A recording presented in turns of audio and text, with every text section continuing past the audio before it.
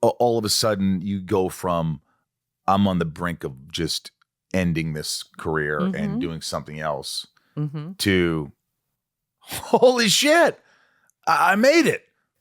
Kind of like, oh, I knocked another brick out of the wall. Yeah.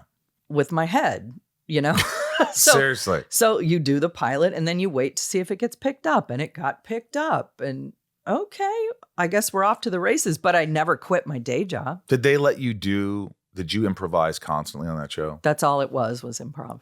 Yeah. Did you ever, what was it one moment from the show that you remember that you just go, that was my best moment, or one of my best moments when you improvised something and it was just off the cuff and you knew it was gold? I think it was season 5, and I was in a morgue with a bunch of teenagers. I'm already laughing. Yeah.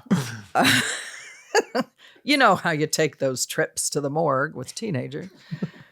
And we were talking about the corpse on the table under the sheet had been killed by a drunk driver. So I delivered a sermon on how to... Made it up on the fly about how don't drive drunk unless you know how to do it properly. And the only way to do it properly is to practice. So I did this in 1 or 2 takes. Was everybody howling? And it was pretty good. Was everybody howling? I don't remember. You were just in the zone. I don't remember, but it just flowed right out of me. Is it hard when you're improvising in the beginning to kind of listen for reaction and learn not to and stay in the moment, because that will take you out and you'll forget your path? Yes. How hard is that? It is very hard, especially when the scene has 8 people in it and everybody wants to be a part of it. Everyone wants to participate. But again, you got to treat it like it's real life. And in real life, you don't all talk over each other. No. Hopefully not. You hopefully listen to each other. Yes. Go in that direction. What's that word again? Yeah. Listen? Yes. That's the most important. When you say that's the thing. most important, yes. Yeah. The most important. Yeah. Because you can't go, I did some growlings, and you can't just say, if someone goes, all right, this is a great supermarket, it's got everything. It's like, no, this is not a supermarket.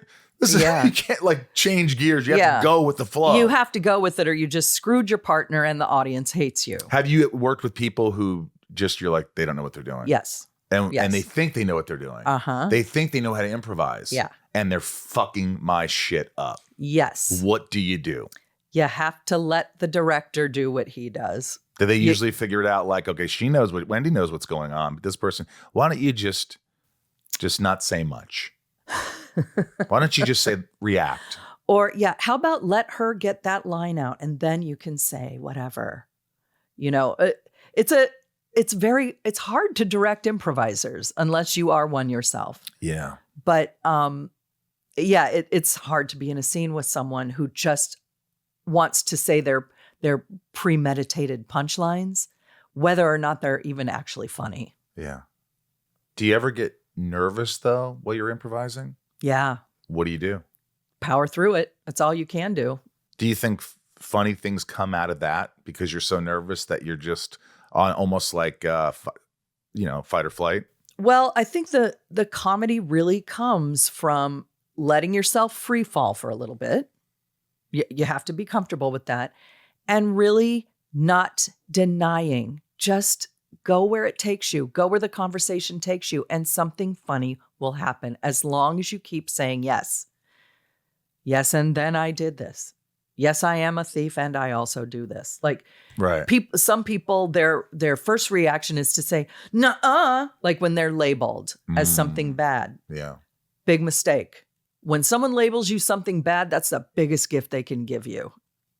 They just gave you a big old morsel of information that you can expand on. Yes. Take it and run with it. Exhaust it. I love that. I love when a director will shoot one and then they'll say, Rosie, just go. Yeah. And I just love to just like all these things, even right where they're rolling, I'm thinking of like, okay, I'm going to start with this and I'm going to look at his shirt. I'm going to talk about his shirt and I'm going to ideas start going. Yeah. It's not like you just action and then things happen. It's like you sort of have an idea of what you want to talk about. Right. Right. Who is the best improviser that you've ever worked with?